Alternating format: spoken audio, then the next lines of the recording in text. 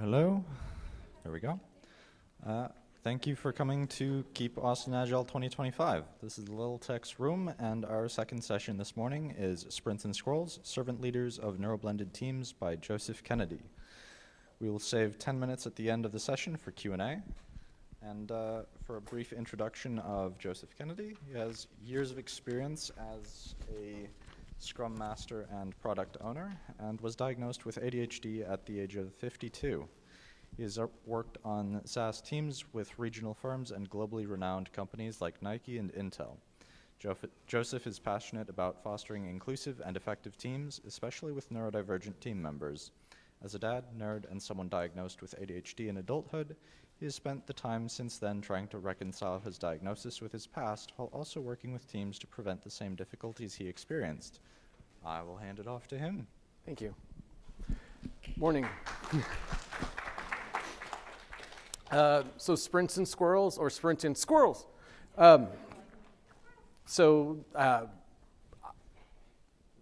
In theme, I thought when I was working on this Monday, I couldn't believe I was working on it this late.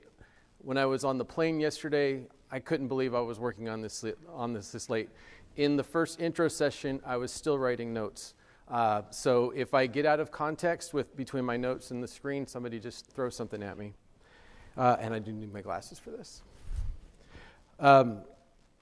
Groups that create a space that can leverage our individual strengths and talents see increased productivity, better team dynamics, and higher engagement. That's part of psychological safety. That's part of strength finders and individual team development. Those are things that we have plenty of case studies and training to cover. Once we're done here today, and I'm going to be doing a slow build, but I'm speaking hopefully to both leaders and individual contributors in that slow build to try to find some strategies to either bring some inclusivity to your teams or to advocate for inclusivity on the teams that you're on or the groups that you're operating in. I'm open to questions as they arise, so throw up your hand and also throw an Elmo at me and enough, let's move on if I tend to go down the rabbit hole at some point. I do that. The disclaimer here is I am not a medical expert. I'm speaking from my personal lived history. Our time here is for informational purposes. There's nothing here that's going to be in a national journal or anything like that. There is a lot of videos and clips and information online about people who have self-diagnosed, or they talk about diets, they talk about routines, things like that. I'm going to call it 50-50 on what is valid and what isn't, and what might be valid for you and invalid for you. So if you're listening to any of that, or if you're listening to anything I put up here, you should be working in collaboration with a medical professional. Okay, my cards are sticking. Okay, we had the brief intro a little bit before. 30 years in IT, started at the Intel Corporation in 1995. Diagnosed at 52. My degree is in physics. And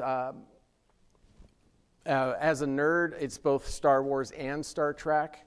I just walked through the cafe. There was a group of guys there playing Magic. I'm not a Magic player. I'm more D&D. My default go-to if I was starting something really quick would be a halfling rogue. So, I'm just here about lived experience. I'm trying to bring speak from a personal perspective. Why does it matter? 1 in 5 of your teammates statistically is neurodivergent. ADHD, autism, dyslexia, dyscalculia, could be Tourette's, could be OCD, generalized anxiety, So odds are, in the general population, 1 in 5 people that you know, there's some discussional information, it's not measured yet, to state that in IT the percentages are higher. I don't know if it goes as high as half, but is probably greater than the 1 in 5, the 20%. And what I just found out at a presentation a little while ago, I'm from Portland, Oregon. Up there we have something called Science on Tap. It's a monthly presentation on some scientific topic. One a month or two ago was on neurodiversity. And it was two researchers at Oregon Health Science University. They were talking about more from the education level, the K-12 level, but still speaking in context of adults as well. 50% of surveyed managers have concerns about working with neurodivergent employees. They would prefer not to, which it's already creating a split in the employee experience. And so my hypothesis is these folks, we neurodivergent, are at a disadvantage when we are in an environment with the outspoken and the extroverted. I expect that some of you might have some past experience sitting in meetings. The person that's always talking is the person that's always talking. The person that's always leading is the person that's always leading. So, and who do the bosses, who do the people in charge of the ranking and the promoting see and hear? They're seeing and hearing the people that are always talking. So if their focus is on that name recognition based simply on who's talking a lot, or showing up, or are putting a lot of face time in, then a lot of people are being looked over. And and by extension, there's a lot of money and a lot of talent being left on the table. So I'm going to, this is the first time I've tried using this tool, Menti. I'm going to try to build a little word cloud. So there's the use code up there, or the QR code to try and go into it. And I'll step out of the way of the QR code.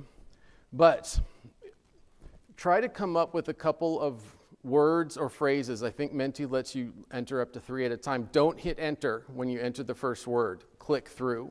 If you hit enter, it's going to go ahead and take your instance and load it up. But what practices or behaviors or skills have you used or seen used to achieve success and advancement in your organization? So just, what have you seen? What have you experienced? And again, I believe this will fit within my hypotheses, so we'll see. Does everybody have it, or is anybody still looking for that? Okay.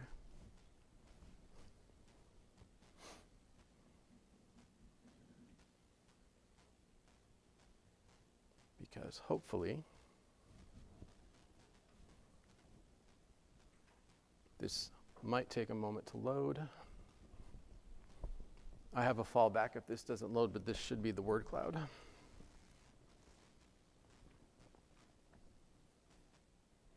It is not a new Office add-in. You said submit when we're done? Yes. All right.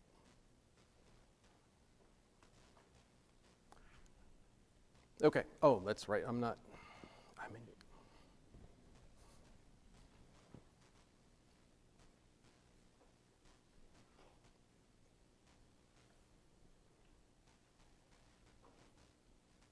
Here I am proving my point.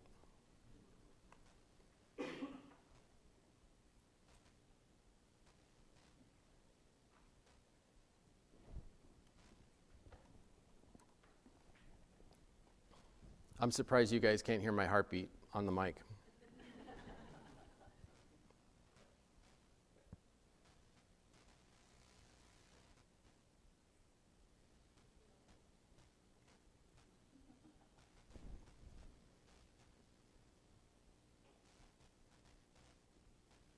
Okay. Hopefully I'll be able to come back to it. But I did have a backup plan I did a little bit of Googling, a little bit of chat GPTing, and came up with what are generally some generally accepted skills and practices. So a couple of them I want to highlight based on my personal conflicts in my history. So some things that I might struggle with would be conflict resolution, self-motivation, but in a particular context. If you're familiar with ADHD, there's the term executive function. Self-motivation is, by extension, can be a problem of executive function in ADHD. I'll come back to it, I think, in a little bit later. But please, if anybody has any questions, please feel free. Focus, a methodical approach, and collaboration. These are places, like I said, I've been dinged on before, and I imagine some other people might have some experience with some of these others. But why are we talking about the extrovert's advantage? In my career, what is the advice I've received from managers about how to get that promotion, how to get that higher rank when they go into their annual rank and review session? Take on more, get more face time, get in front of the leaders, build that name recognition, speak up more, take on bigger projects and cross over multiple teams, demonstrate leadership, advocate for yourself and your strengths, and network intentionally. And I can tell you, anybody with ADHD, anybody who's introverted, anybody with generalized anxiety is going to have difficulty with all of those. And so again, the extrovert's advantage here, how do we try to level that playing field a little bit? If the leaders are not looking at our strengths, and if we are not advocating and trying to get our strengths out onto the field of play, then our advancement is going to be limited. We're not going to get up into the next pay grade. We're not going to get that next. We're going to be limited in terms of the next job role that we're going to be trying to get toward.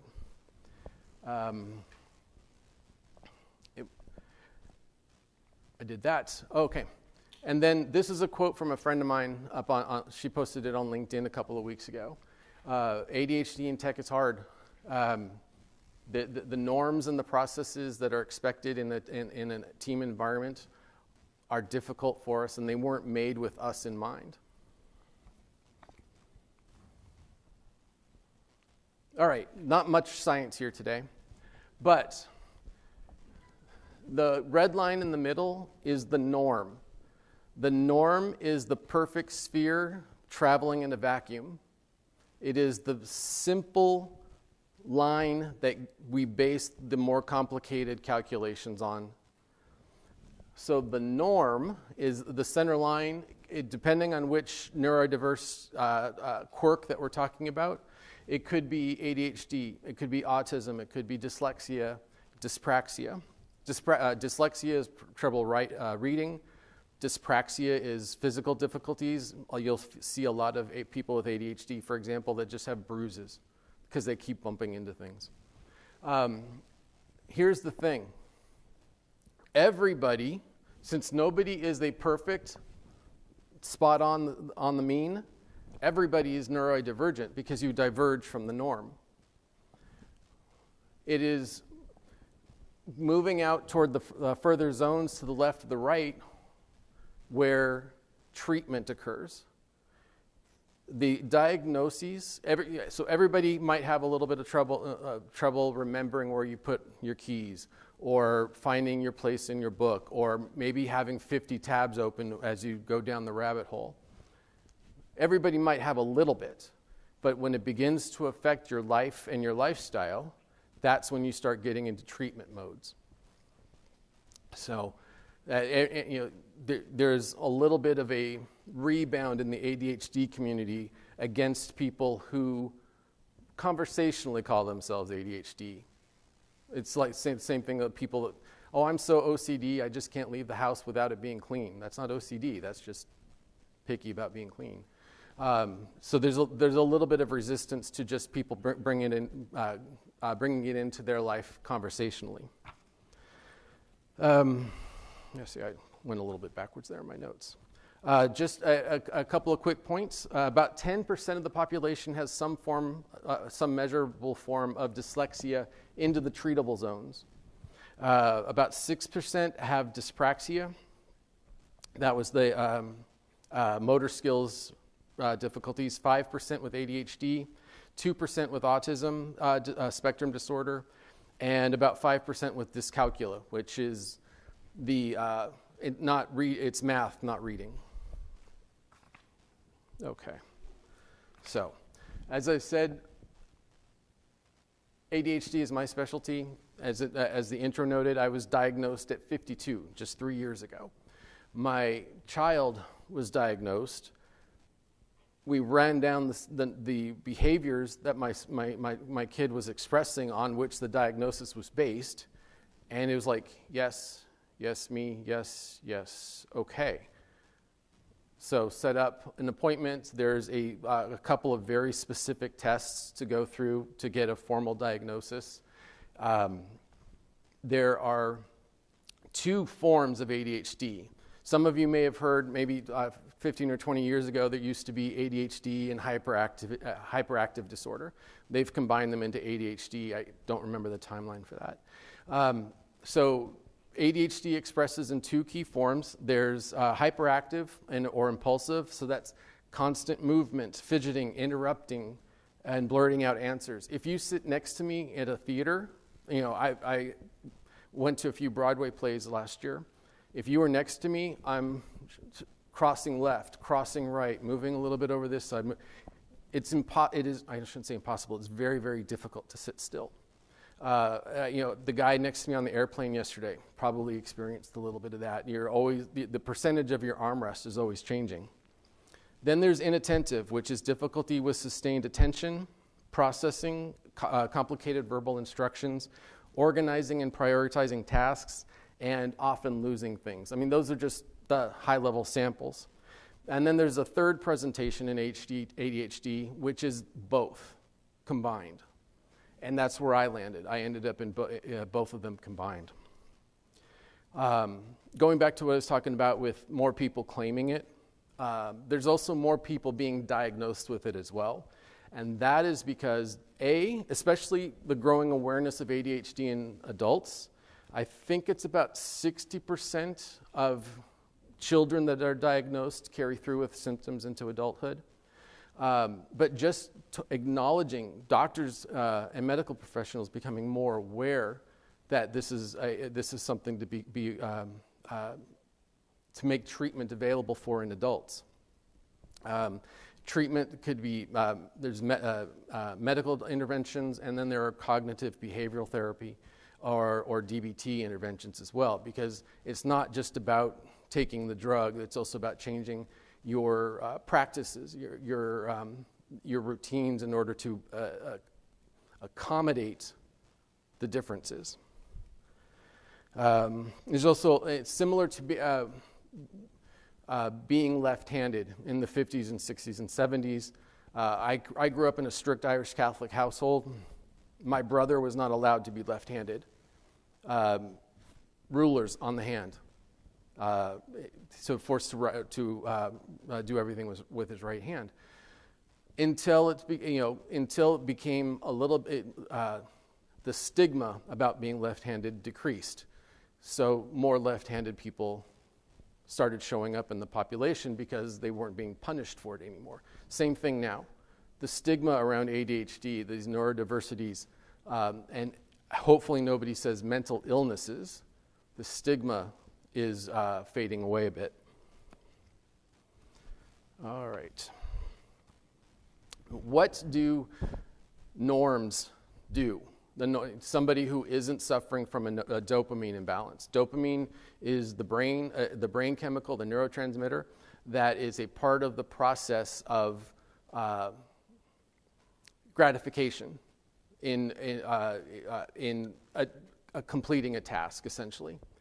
So a person who doesn't suffer from a dopamine imbalance, they can look at a task, they can judge it worth doing, they can figure out how to do it, they can stay focused on it, they can complete it, and they can experience the good job well done at each point.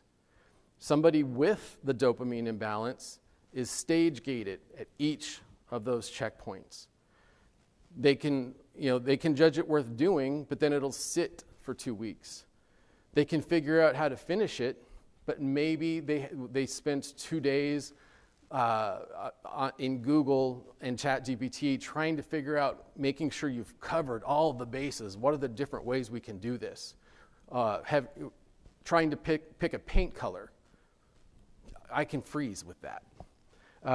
They can staying focused on it. We already know focus is one deficit with somebody with ADHD.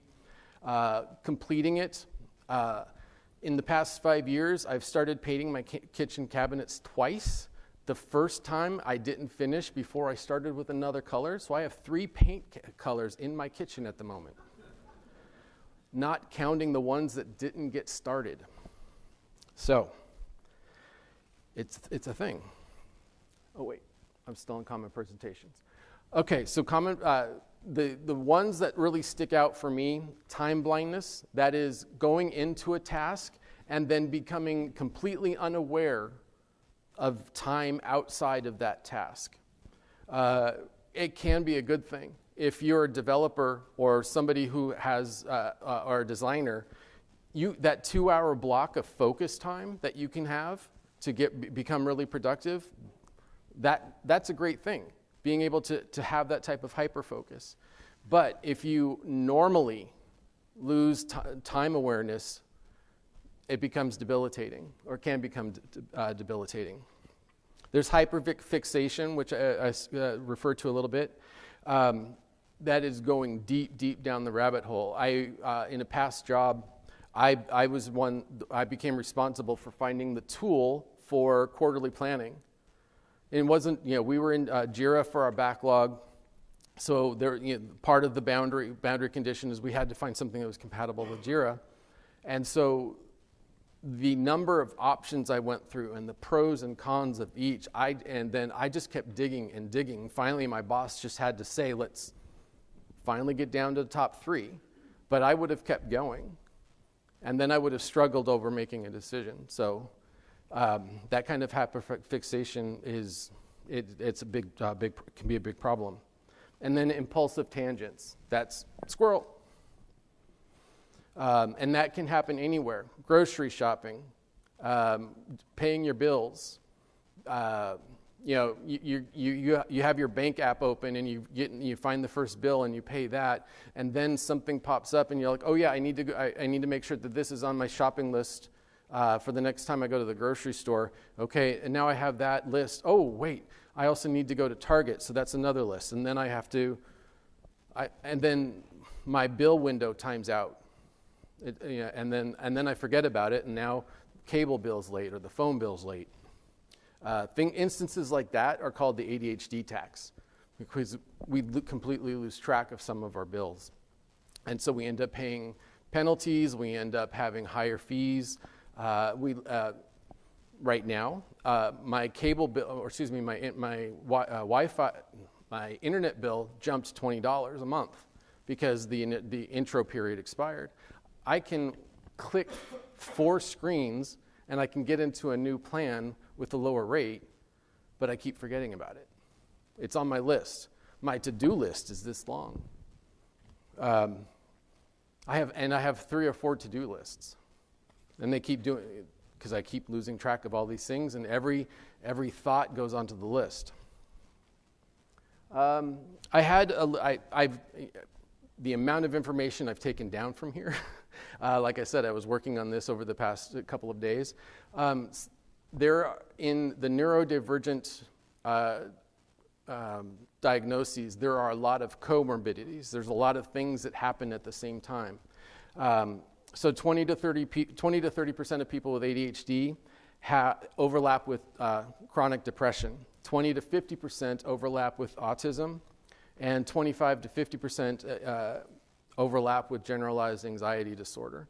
So odds are most people are going to be they will end up being treated or going into therapy for multiple conditions. It's just expected. for most people. Okay, imagining for a moment. There is, in a lot of cases, an extra layer of processing that's going on in our brains when we're trying to stay on task. Whether it's trying to keep that focus to stay on task or to try to maintain a certain persona that is required for us to be in a particular environment. There's an extra gear in play, which cause some difficulties. So just as analogs to what some people with ADHD are going through, just imagine some of these. You're wearing inversion glasses, so they have the prism that turns your perspective upside down. Everything is there. You still have the same degree of vision. You just have to pause for a moment instead of accidentally reaching up. You have to remember physically outside of your vision purview to reach down to pick something up off the table. Can you imagine trying to build some IKEA furniture with verbal instructions? I mean, the written instructions are bad enough. Now try doing it verbally without a picture. And the one on the middle right, assuming that every suggestion or item of feedback that you receive is judgment on your work, whether or not it's a positive comment. It's very common. There's a condition called RSD, rejection sensitive dysphoria. You basically have the mental proof in your brain that everything is going to fail. Every person, if I'm going to go reach out to a mentor, I'm not good enough for that person to mentor me. If you're going to ask somebody or go to a bar, you're in a bar and you're going to flirt with somebody, no, they're just going to reject me. They're not going to like me. Everything is couched with that type of decision making. It's called dysphoria because it's debilitating. It's catastrophically debilitating. As an example, my 7th grade teacher, Miss Scott, she had quite a temper. And sometimes she would be lashing out at the entire class, or sometimes she would lash out at one person individually, but she would go, and once she had some steam behind her, she would really go. And anytime that happened, or I say about half the time that happened, my stomach would be in a knot. It doesn't matter if it was addressed to me specifically, and especially when she was reaching out to the entire class. And she literally got mad at us because she didn't like the way we pronounced the word often. So my stomach would be knotted up. I couldn't focus on the work at hand anymore, and I would have to go home sick and crawl into bed and just relax for a couple of hours. That is very, very common. Nearly 100% of people with treatable ADHD and autism suffer from rejection-sensitive dysphoria as well. I was going to have a big slide here on psychological safety, but I took that out. I just want you to think about the anti-patterns in psychological safety for a moment. Some of those anti-patterns, there's conflict avoidance, blame, fear, micromanagement, command and control hierarchies. And if any of you were in the presentation here in the last session, the concept of staying in your lane. You're a tester. We don't need your input in the user story mapping session. You're a product owner. You shouldn't be involved in X, Y, or Z. Making sure that you are conforming to that cookie cutter mold of your job description would be an anti-pattern. So when we talk about some of these diagnoses, these conditions, these anti-patterns, they're basically creating crevices and nooks and crannies that we either put ourselves into or our leaders are kind of clearing us out and into them with. And why I'm bringing that up. Okay. Time and energy, these are time and energy sinks. These two in particular, imposter syndrome and masking. Masking I want to focus on more because it's a little bit more troubling for me. masking is basically adopting behaviors to conform to social norms. So it could be, it could be your wardrobe. The guys that I mentioned in the cafe, they're all dressed out in black t-shirts with some nerd logos on it. Some offices, that isn't acceptable in the day-to-day grind of things. That one's a little borderline, but still, if you aren't allowed to wisecrack, if you aren't allowed to ask questions your particular way, if you have a manager that doesn't want to see a comment in Slack, they want it verbally. If you have to have cameras on for every meeting, these are behaviors you have to adopt to fit into those cultural norms, to model, to conform to their success definition. That extra energy layer that is going on is going to drain your batteries. And if you, there's a comment there, but if you have a very busy week, or if you've just gone through PI planning, how do you feel at the end of those events? If you have a masking problem, you're raw, you're worn out, you do not have the energy to keep that mask on any longer. So you're going to be short-tempered, you're going to be impatient, you're not going to be on your A game. So if you are continuing to work, you're going to have more errors. You're going to be impatient for a code review. You're just going to want to try to push it through. Or if you're the code reviewer, being short-tempered at the end of the week, how is that going to reflect? How is your code review going to change to that junior developer?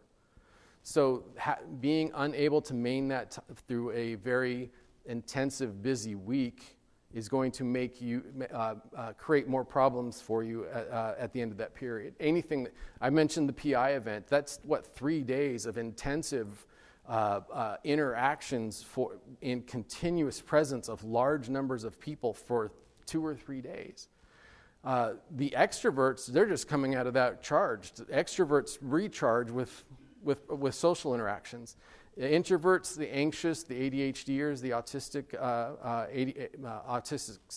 spectrum disorder folks, they're just sitting in there dying. They just need a dark room. They need a broom closet that they just need to go and sit in for a little while. And then I referred to it a little while ago.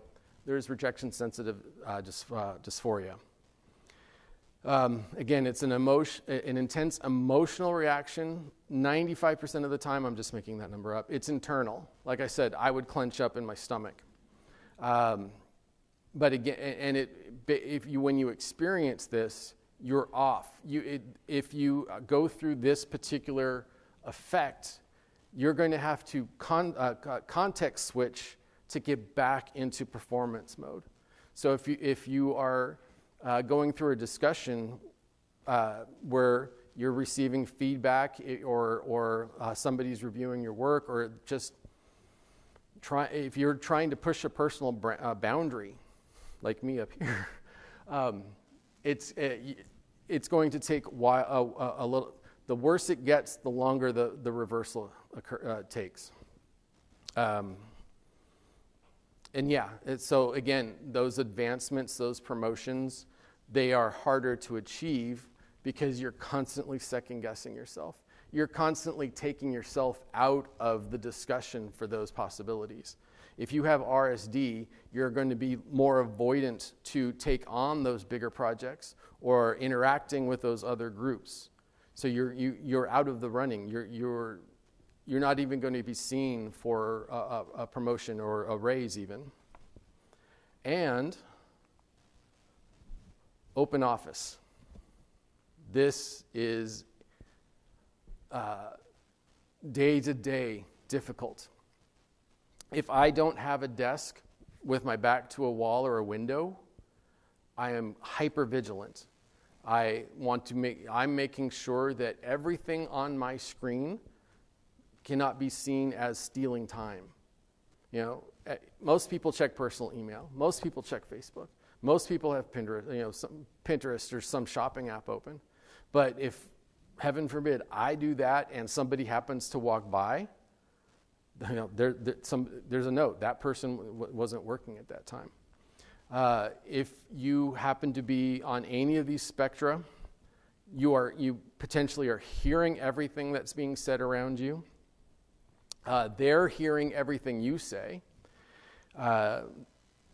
If there's a conversation huddle just out of sight, you're trying to work, but you're listening to that. You can't not listen to it. And just a general office comment, if the lighting happens to be off, if you have a reflection on your screen that you just can't get an angle on, and that's just going to, again, your batteries are draining with all of this.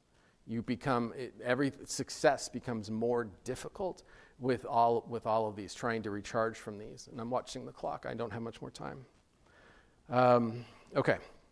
So my process in the slow case, I know it's a slow case, that I'm trying to build, I looked at the lean wastes for a matter of perspective. So we've got, in the lean wastes, we've got transportation, context switching, or imagine having to find a document in a very disorganized Confluence repository. We've got inventory, which could be work in process. It could be perfectionism. This isn't ready to put up for code review yet. I need to work on it more. Well, the sprint's almost over. It's not good enough to look at yet. How many people have gone to a sprint review and had developers say, it doesn't look good enough yet? I need to make it better. Exactly. So that perfectionism is a gating factor here. There's motion, which is constant context switching between tasks or tools, and poorly arranged meeting schedules. If you've got your daily stand-up and then you've got a half an hour until the next meeting, you can't be productive in half an hour. And I'm not going to dive into something when I've only got half an hour, so I'm going to twiddle my thumbs for 30 minutes. Waiting is another lean waste. There's over-processing, which could be building in a lot of cover your ass material, making sure I've covered all the bases or all of the possible bases with gold plating. There's overproduction, so your feature factories, your command and control directives, and overbuilding for the future. We have to have the complete architecture because we might do this later down the line. And then defects, which would be bugs in the code or misunderstandings in the acceptance criteria. Again, going back all of these behaviors, if you are halfway through the sprint and you're looking at the acceptance criteria, and the acceptance criteria was supposed to be fully discussed in refinement or planning, and you didn't raise the question, but all of a sudden something just popped into your mind, you're going to be hesitant to bring it up. So you're going to take that deep dive. Maybe you're going to, again, gold plate it or strive for that perfection mode just in case something comes up, but I don't want to ask the question because I could be seen as an idiot. I could be seen as foolish.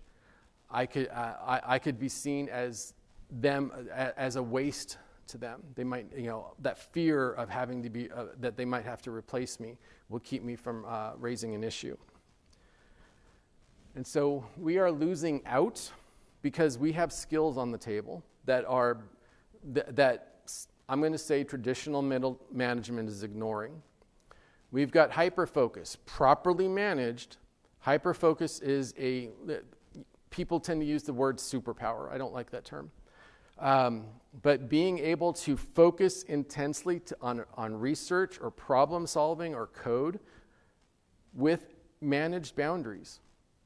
I was lucky enough in my last job to have a manager. We finally figured it out.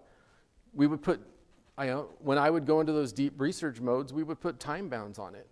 Come back to me in 2 days. Come back to me, tell me what you have rather than try to fill in all the nooks and crannies with data.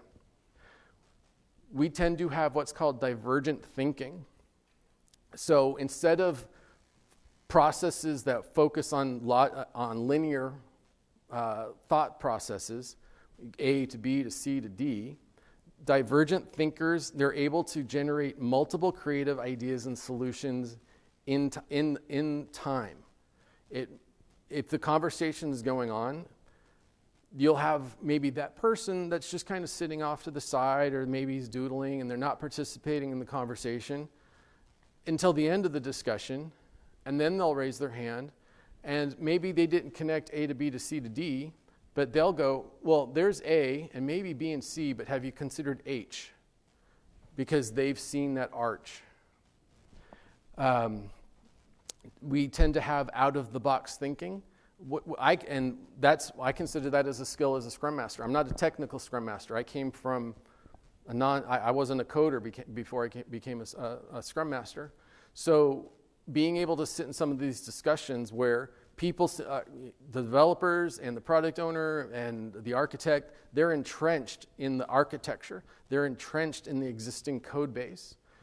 But having somebody from the outside that will say, what about this? And just come at it from a different direction. And we have crisis management, which is also something that we can be really good at. One of my jobs at Intel was the product owner for the group that created quarterly earnings for reporting out to Wall Street. It was a fixed 2-week period of time with no exception. These people used individual spreadsheets with individual logic before I came into the group. And so as we went in and started systemizing their work, they became more effective. But in the middle of that, if there was a discrepancy that identified, they went into panic mode. They didn't go into crisis mode. They went into panic mode. So and the analogy that I think of there, if you're familiar with a couple of the X-Men movies, Quicksilver, Pietro, the one who could run really fast, that level of panic is normal speed. So being able to go in and just all right, calm everybody down. Let's focus. What's the one thing we need to do right now?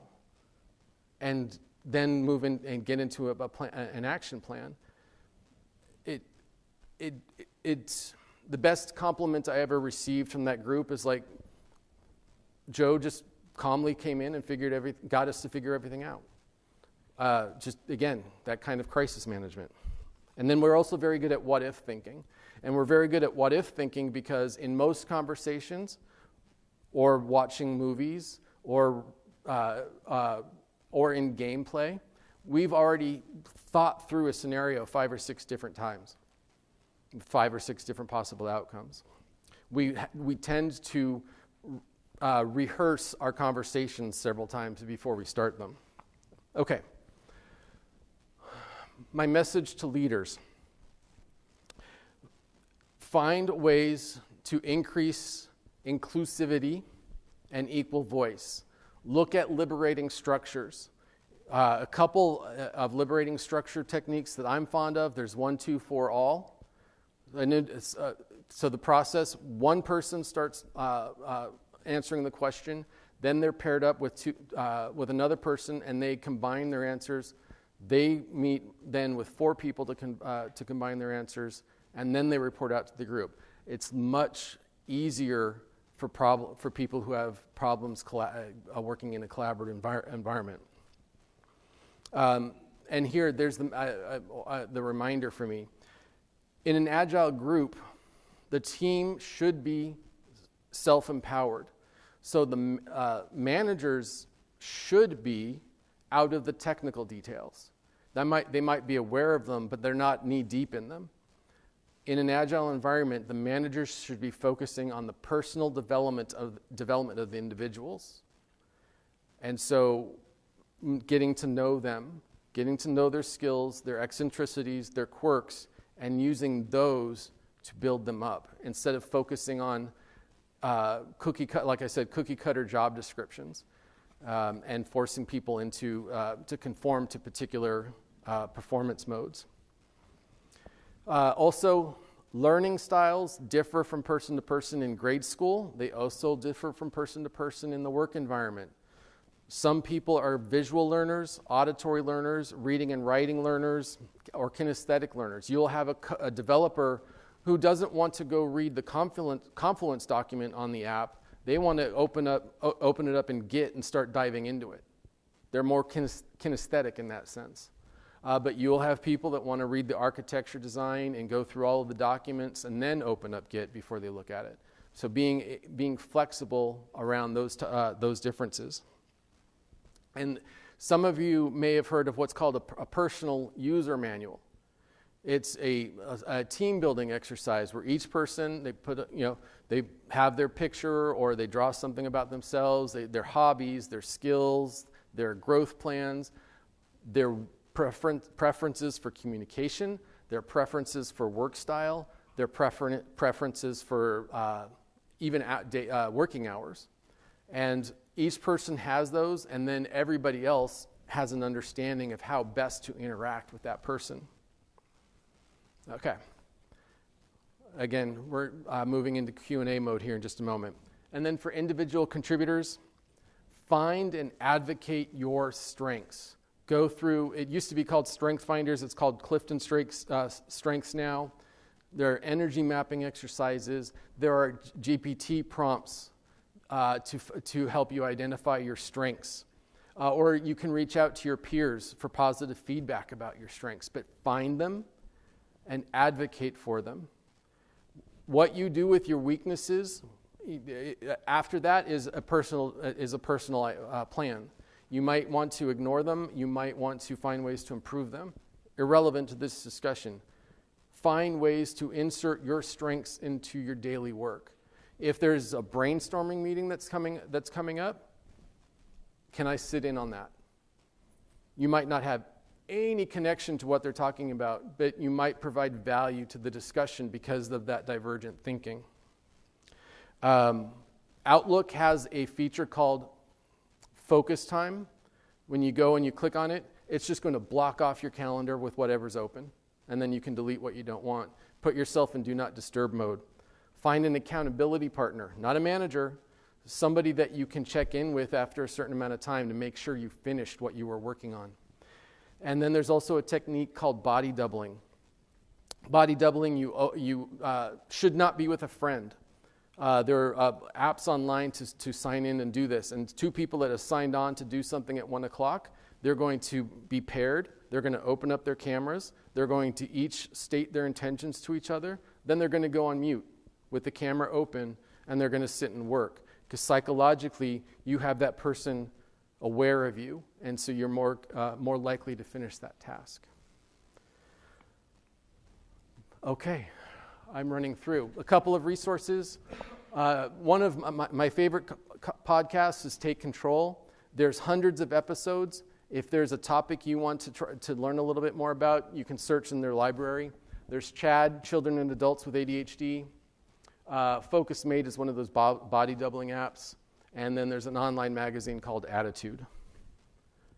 And then I have a whole bunch of stuff in background, so if you download the presentation later, there's more in there. So I believe we're in Q&A now. And somebody's going to go around with the mic. Hi, there's a lot of great stuff in here, but the one thing that drives me crazy on performance and metrics and inclusion, metrics and measurements. Have you given any thought to inclusive measurements that would help with this, or can you give any examples of some good inclusive metrics? The good point, and it's one that I kept on forgetting to add. If you have a boss that's measuring you individually, think of it as a story ticket. You have acceptance criteria. You have a description, so you know what your boss is going to identify as success, and then you have a very articulated definition of what you need to do, and then having that agreement with your boss to say this is going to be a measure of my success. But otherwise, I haven't given too much more thought to it. I don't have an HR background, for example. The other thought is the Agile manifesto, or going to the Agile principles. Our measure of success is working software. So if the team is collaborating to complete working increments, unless there's a particular reason for you to be singled out from the team, you have measurable success.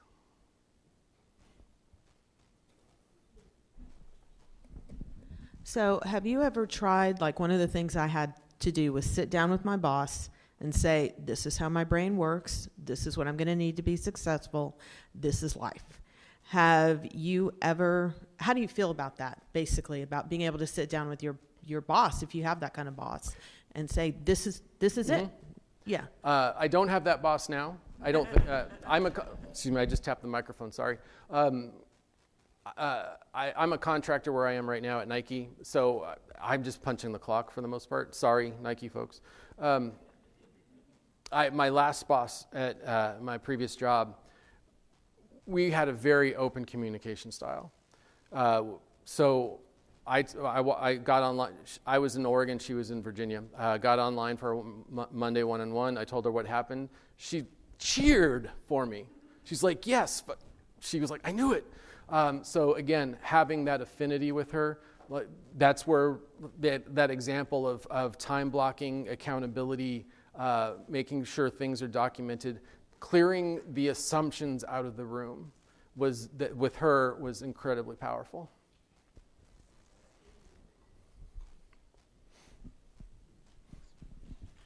Hi, just a quick question. Is there a direct correlation between RSD and masking, especially when it comes to like people pleasing? Because I feel like that's like kind of a big thing on both sides. Is there? I'm going to say I don't know. I think if you look at the overlap, though, with masking as a common feature for people with ADHD or ASD.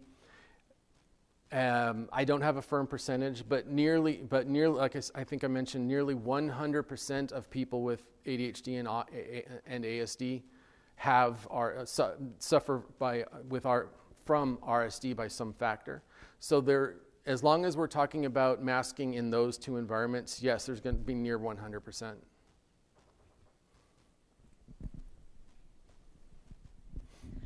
I manage someone who struggles with a lot of anxiety, and she's very technically strong, but something like having to stand in front of a group of executives and present something would be like really terrifying for her. So I'm always thinking about how do I give her that visibility and put her in a good spot so that she can get that kind of career advancement opportunity in a way that is going to be not super stressful for her. Do you have any advice for how to give someone, like opportunities for growth and development like that? Okay, I'm spitballing here, but a couple of ideas that come to mind. Is this person a part of a group where those successes are being shared with executives? Her name can go on the sheet. But also work with her. What makes her comfortable, or what is she comfortable doing? In order to try to accomplish that, and where's the middle ground? Maybe it's a one-on-one with one of those leaders. Hi. Oops, there we go. I'm the facilitator for my team, and I have ADHD. This is problematic sometimes. I also have people on my team with different kinds of neurodivergencies, and sometimes the meetings turn into chaos. And it is my job to not let it be chaos, but I'm not really sure where to go for exercises or help or ideas of how to not strangle people with order and not strangle them with process so that they can do the things that neurodivergent brains can do. But still, it's not just squirrels. It's squirrel, squirrel, squirrel, bear, bear, unicorn. Do you have any suggestions or resources? Do those meetings have an agenda? Yes. Identify a rat hole monitor. Somebody outside who would be likely to be outside of the ongoing disruptive conversation, who can call a stop to it. A rat. That's a familiar term. Rat hole monitor, maybe. Somebody I used to work with a long time ago. Almost great. So introduce talking sticks. Okay. And I mentioned it earlier, the Elmo, the enough already, let's move on. If the group has a good psychological safety foundation, you should be able to freely call the Elmo and call a discussion for later after the meeting. Okay, thank you.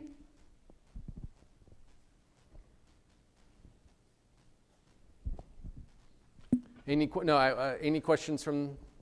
Okay.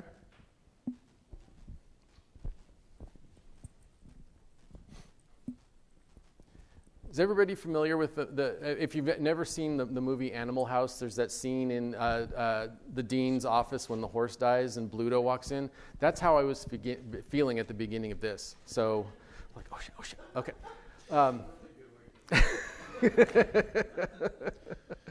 So when we're talking about Agile and some of the things that you're mentioning, like the definition of success, which would be like your definition of done when you're looking at Scrum, one of the things that I enjoy about Scrum is, the transparency, the way you inspect and adapt and go through that phase together in your daily stand-ups, those pieces. But when we look at some of the things that are called out as far as, the imposter syndrome, being uncomfortable with, maybe being attacked, when you're working in that open environment and you're trying to, I guess, get buy-in from a team who maybe is new to that Agile methodology, that where you have to be open, you got to be communicative. How would you go about, kind of building that culture? I would go back to the personal user manual. How does that person like to be approached? Sure, being open and communicative is part of transparency, but maybe you build up that individual strength by having some of those discussions offline, just a little bit more one-on-one. And then when the socialization becomes more set in and they're more comfortable with the people around them, then it's not 100%, but more likely that some of that discussion will be a little bit more possible. Hi. Hi. I'm wondering sorry, I wrote this down, which specific Agile rituals or frameworks you've seen that work best with your team with the neurodivergent thinking styles. So in supporting their thinking styles, what works best? When I set up the retrospectives the right way, I've done a silent retro. I used, Miro or the whiteboard in Zoom now. It seemed pretty good for it. But the more anonymous that I can make it, where they don't have to worry, I'll mention Adam. They don't have to worry about Adam overpowering the conversation for an hour. So getting everything, each individual thought up on Post-its, doing some group sorting or some or anything like that. That way their ticket is up there, they've been heard or they've been read. That's one example. The 1-2-4-all format from Liberating Structures is also very good for that. Those would be a couple of examples. I would look at the Rituals at Work book as well. There's going to be a lot in there. Are we done? We've got a question online. Do we have time? From Sarah Britton Drake, how do you foster an environment that supports more modes of communication? For example, some people are verbal and some folks are better with written comms. My experience is going to be middle ground, but again, as an example of that personal user manual, if that person is more comfortable, if the group becomes more comfortable with what's written, then those conversations occur in Slack. So not everything has to be a face-to-face or a video conversation, and then bring it out of Slack if it becomes necessary. I don't know if that answered it, but we can reach it out later. Okay, thank you all very much.